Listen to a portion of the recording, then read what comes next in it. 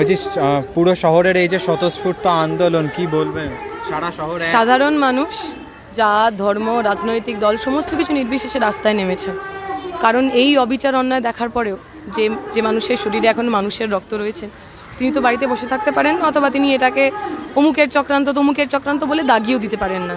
এই যে মিছিল আপনি পিছনে দেখছেন সেটা সাধারণ মানুষের স্বতঃস্ফূর্ত মিছিল। পুলিশ তাকে আটকাচ্ছে, কেন আটকাচ্ছে আমি জানি না। এখানে যারা আছে কাউকে দেখে মনে হয় এটা কেউ ভাঙচুর করতে পারে? 70-75 বছর বয়সী মহিলারা হাঁটছেন, 15-16-17 বছরের মেয়েরা হাঁটছে, এটা কেউ ভাঙচুর করতে যাচ্ছে না তো।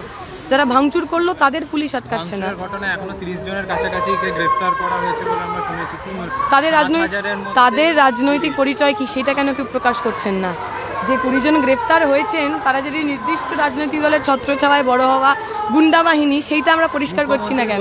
সব রামবামের চক্রান্ত। মুখ্যমন্ত্রীর কথার আমি কোনো উত্তর দেবো না, আমি ঠিক করেছি, এটা আমার ইন্ডিভিজুয়াল মোরাল ডিসিশন। আমার মনে হয়েছে একজন মানুষ হিসাবে উনি সমস্ত রকম মোরাল ডিগনিটি হারিয়ে ফেলেছেন। ওনার কাছে আমার চাওয়া পাওয়া প্রত্যাশা কিচ্ছু নেই, ওনার কোনো কথার উত্তর আমি দিতে চাই না। কাল আমরা দেখেছিলাম যে তৃণমূল কংগ্রেস দোষীদের ফাঁসির দাবিতে রাস্তায় নেমেছিল। এটা কিরকম হচ্ছে বলুন তো?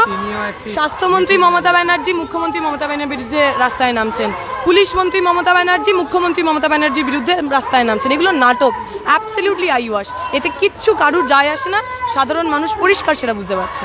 সাধারণ মানুষ তারাও বলছে যে তাদেরও এইবার ধৈর্যের বাঁধ ভেঙে গেছে। এমনকি আজকে ডেরেক ওব্রায়ান তিনি বলছেন যে 17 তারিখের মধ্যে সিবিআইকে কেস শেষ করতে হবে, যেমনটা পুলিশকে ডেডলাইন দেওয়া হয়েছিল।